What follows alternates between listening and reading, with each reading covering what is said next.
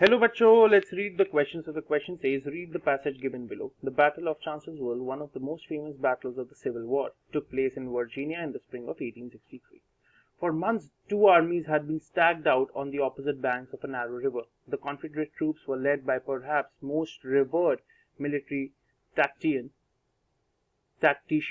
in American history, General Robert E. Lee. The Union soldiers were led by Fighting Joe Hooker.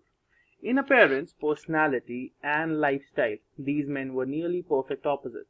Lee, an older man in poor health, with a grey beard, had a somber, measured in demeanor. Hooker was a blond, strapping young man whose vanity over his appearance, but one aspect of his egotism. Whereas Lee was devout and principled, Hooker was known as rollicking enjoyment. Despite the fact that Confederacy had won the last four major battles and Union soldiers were famished, exhausted, and demoralized, Hooker proclaimed, "My plans are perfect, and when I start to carry them out, may God have mercy on Bobby Lee, for I shall have none."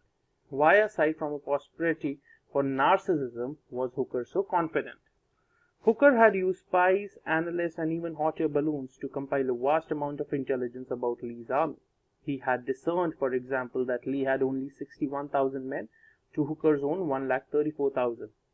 Buoyed by his superior numbers, Hooker covertly moved 70,000 of his men 15 miles up and across the river, and then ordered them to sneak back down to position themselves behind Lee's army. In effect, Hooker had cut off the Confederate soldiers in front and behind. They were trapped.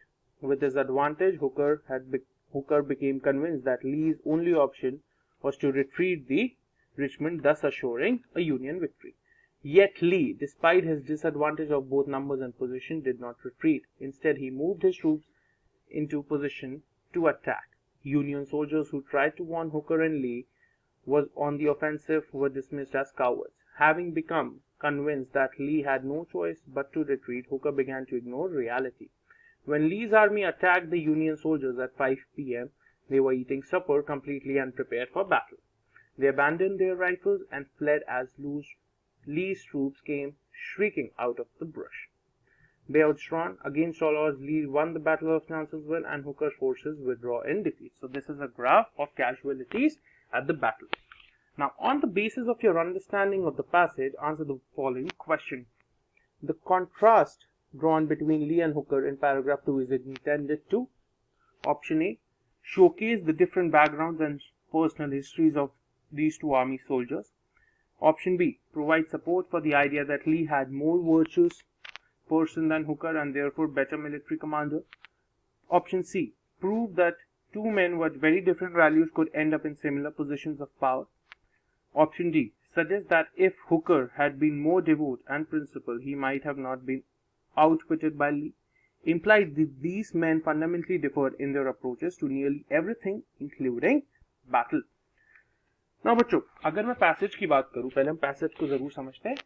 यहाँ पे किस चीज की बात कर रही है? Battle of चांसेलर्सविल की बात हो रही है, जो एक बहुत फेमस बैटल है ऑफ द सिविल वॉर, जो हुआ था वर्जीनिया में इन द स्प्रिंग ऑफ 1863. ठीक है, मंथ्स के लिए, महीनों के लिए ये जो आर्मी थी, ये ऑपोजिट टू ईच अदर थी, बीच में एक नैरो रिवर चलती थी. ठीक है, तो इसके दो कमांडेंट्स थे. पहला कमांडेंट था general Robert E Lee and दूसरा कमांडेंट था जो हुकर, जो यूनियन सोल्जर्स का कमांडेंट था. अब दोनों डिफर करते थे अपनी पर्सनालिटी में, लाइफस्टाइल्स में, अपीयरेंस में.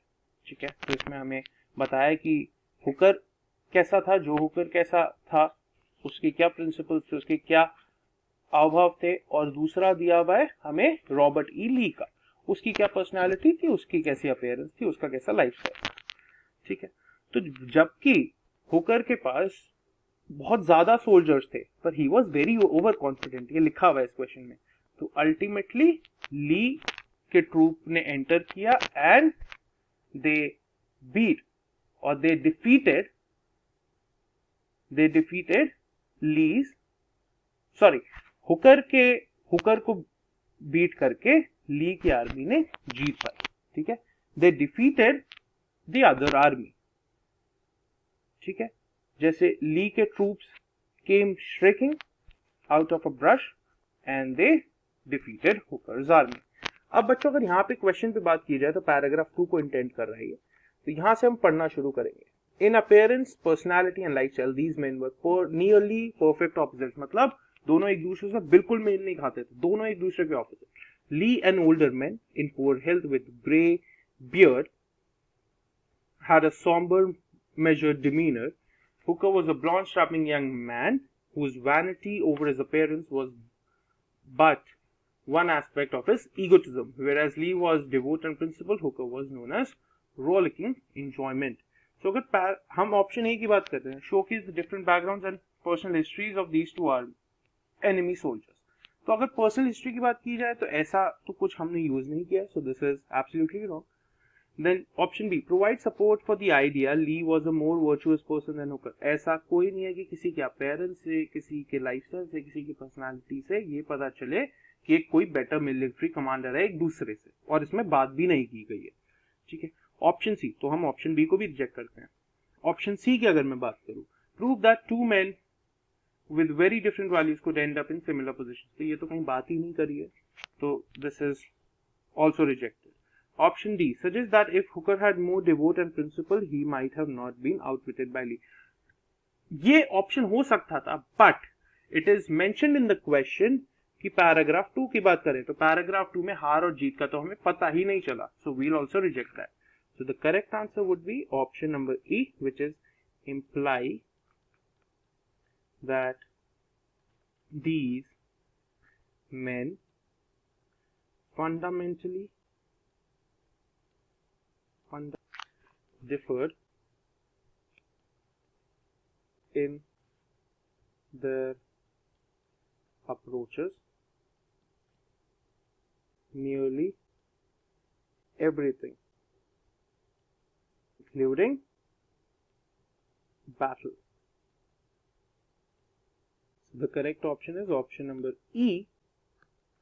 So I hope you understood it well. Best of luck.